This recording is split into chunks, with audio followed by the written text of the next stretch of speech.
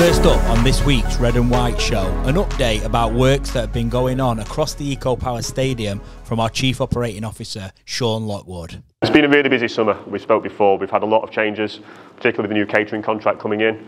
So as part of that, we've had new brands. So Lolo have come in, Carling have come in, David Molson Coors. So they've done a lot of work changing all the pythons, all the beer lines, sprucing up different parts of the stadium.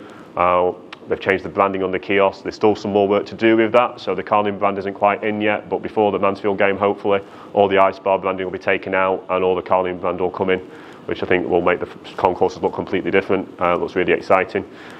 We've also done some work in the restaurant, so big thanks to Togo, thanks to CK Decorators for their help with that. The restaurant looks really good now as you walk into it, and again, it's just something that we're going to continue doing as part of an ongoing programme of work as the season goes on. A lot of money has been spent at the training ground and on the pitch and at the changing rooms here at the stadium, and again, that's part of a philosophy Grant and Cliff have wanted to bring in to make things different for the first team as they came back and create a connection, particularly in the home changing room, and it looks really good. I'm sure there's some videos and clips that fans can see in terms of that. Pitch itself, again, credit to the grounds team. It spent just shy of £40,000 on the main pitch, trying to basically rip up all the natural grass and then reseed it as part of that ongoing summer activity of work. Takes around 4 weeks to be able to do that from start to finish after the Dons finished on the 11th of June and then Rovers' first pre-season game. So big credit to the grounds team there. And then thanks to our Rovers renovation team who've been coming in over the summer, continuing to kind of help us boost up the place. So whether it's sweeping the concourse or cleaning seats or helping to paint different parts of the stadium, turnstiles, a new office for the manager, they've done all sorts. And we've tried to reward them with shirts, with opportunity for hospitality at the Port Vale game just recently, and they'll all get to see the Grant and the team train at the training ground. So some of those fans want to continue to come in, that's great, because hopefully it builds a connection and it's what we're all about. I think this year what will be different is we haven't got the Rugby World Cup in October, where we had to kind of close the stadium down for 3 or 4 weeks for those games. So we'll be able to have an ongoing activity of work taking place. So there's still some more work we want to do in Donny Dodd's kennel and some of the exterior branding around the stadium as well.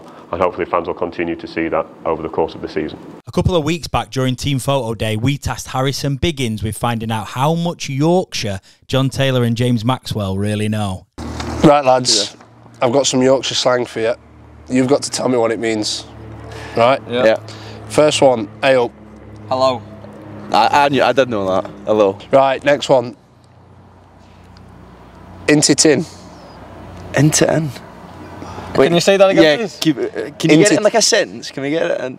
That's how I say it, into tin. Into in. So, well, isn't it in? No? Not far off. Yeah, that's what I'd say. Isn't it in is my guess. I'm going to say, is it in? It isn't in the tin. Yeah, what? Intint tin. Intint tin. What does the tin mean? No, a tin of beans. Right, next one. Nonsense. Tin. Next one. Put wood in oil.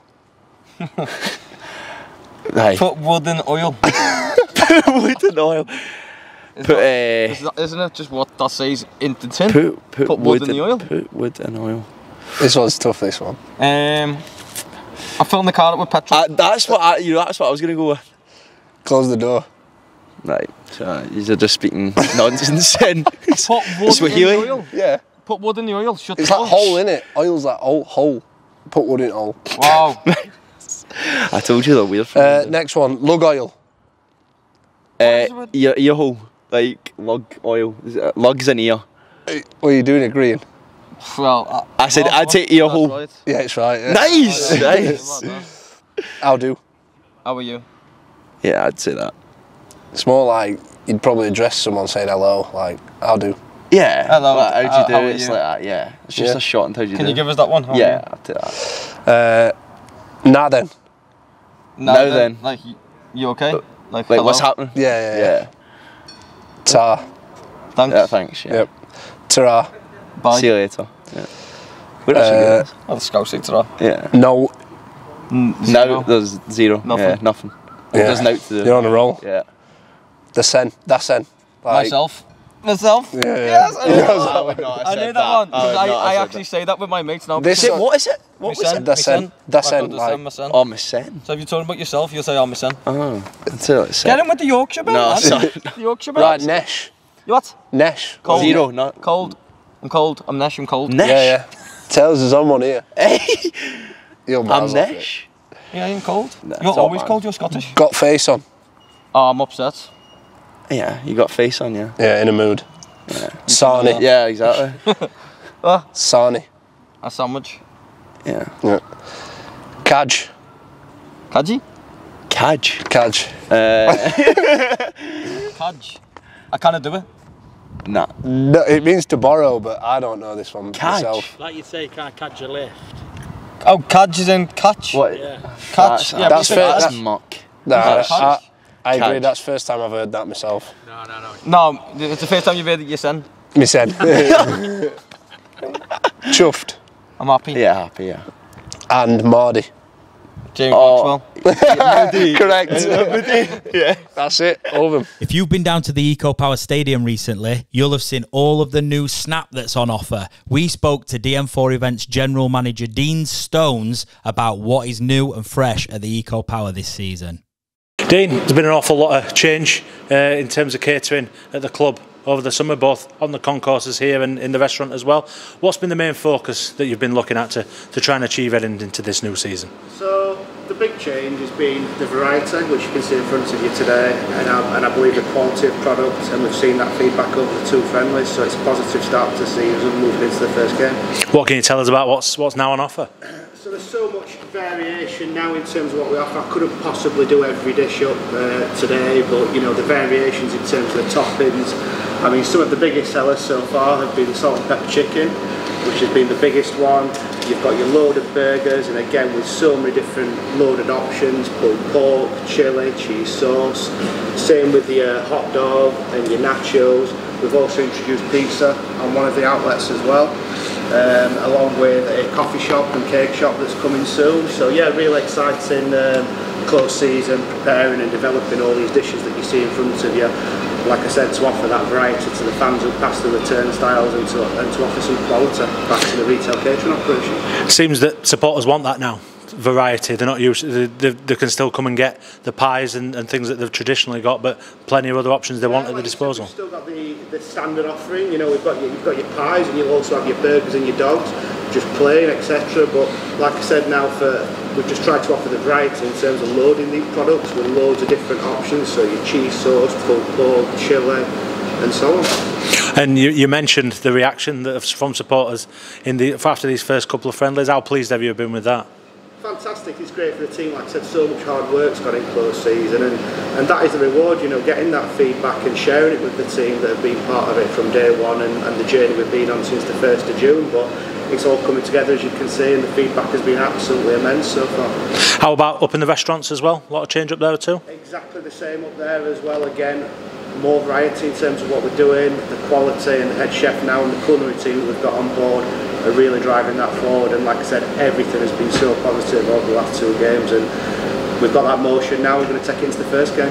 You're looking forward to having a bumper crowd here on that first game to sample it all? Yeah, I wish it were today. I just want to get going now. Now it's over to Rugby League, where the Dons return to the Eco Power Stadium for the first of their final 2 home league games in Betfred League One. We'll be hosting yet more community activities before the Dons game this week. Here's a look how previous community activities have gone on Dons match days.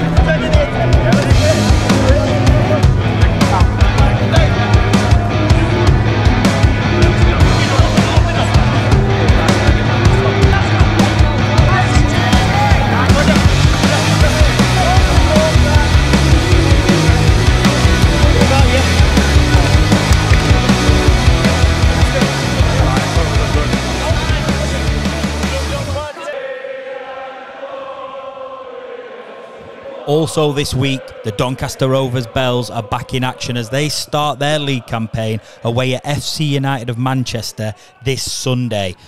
Here's a glimpse behind the scenes of a Bells training session.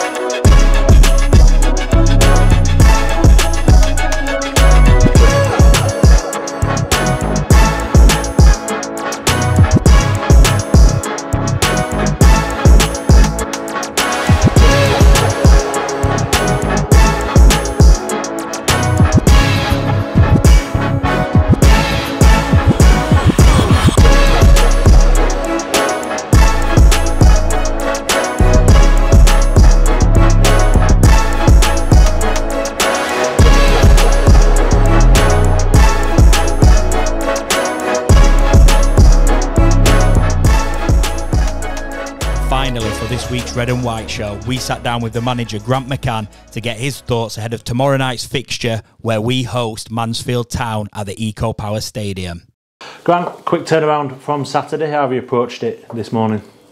We addressed it this morning. It was important the players watched it back so we can learn off it, improve on it, and look ahead to the game tomorrow. You said you didn't want to dwell on it too much, but it is important that they see where they went. Yeah, I mean, look, usually after a midweek game, with a midweek game approaching, we try and move quickly on to the next one. But I felt, over the last couple of league games, there's certain elements of our game that we ain't just doing well enough at the minute, and we want to address that. We want to strip it back a little bit and go back to that the basics of what it takes to win football games and making sure we get that right. So. It was a good open conversation with the players this morning. Their buy-in as well, because it's ultimately it's them on the football pitch that's out there trying to win football games for us. So and themselves in the football club. So it's important that we had that buy-in, and it was a good day. We had a good day on the training pitch. We worked a bit on what we're going to try and do tomorrow, and hopefully we can show a reaction.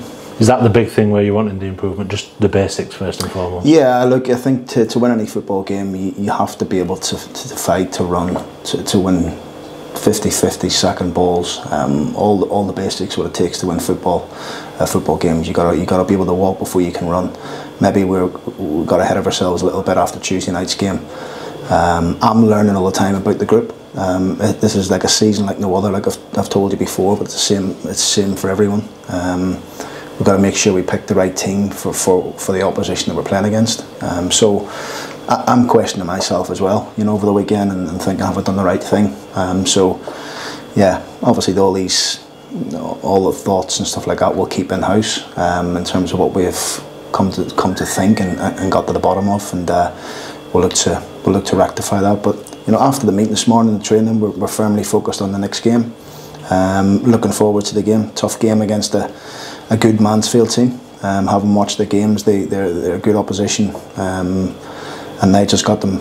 Obviously started the season really well. So it's looking forward to the game. What are you expecting from them in terms of the challenge they'll pose? Good experience in their team, threats at the top end of the pitch, good movements, rotations in the midfield. And they look threatening from set plays as well. So there's a lot of threats in the team, but we got to make sure that we understand that, which the players will and have done this morning. And we go into the game, having to approach it with that real mindset of we have to make sure we're organised. The shape's good. We're playing away from that, the press and things like that. Some things we didn't do on Saturday. There's a lot for us to digest. Obviously, the last couple of days, but we want to make sure we go tomorrow and show a real hunger and determination about us to get the job done. They'll bring a few with them in supporters' terms, so you're hoping for more of the same from our supporters. It's been the fans. Listen, the fans have been brilliant, and I can see their frustrations on Saturday, and come all that way to see what we showed them in 20 minutes, 21 minutes is totally unacceptable. Like I said, so we're here to try and win football games and get ourselves in a good position, but we also understand we're game 2. We're 2 games into the season. It's not where you are now, it's where you are after 46 games. Where ultimately you're going to be judged. So it's a long way to go. In terms of injuries and that, any change from the weekend? 1 or 2 knocks, 1 or 2 niggles, as you'd expect with the Saturday game, and obviously again this week. So it's 1 or 2 niggles and knocks. Anybody likely to be back that's not been? No, not yet. Yeah. We're close though. Kyle Hurst is getting close. Ben Close is nearing return. Lewis Jones should be back with us again next week. But apart from that, I think there's a few others a little bit more long term.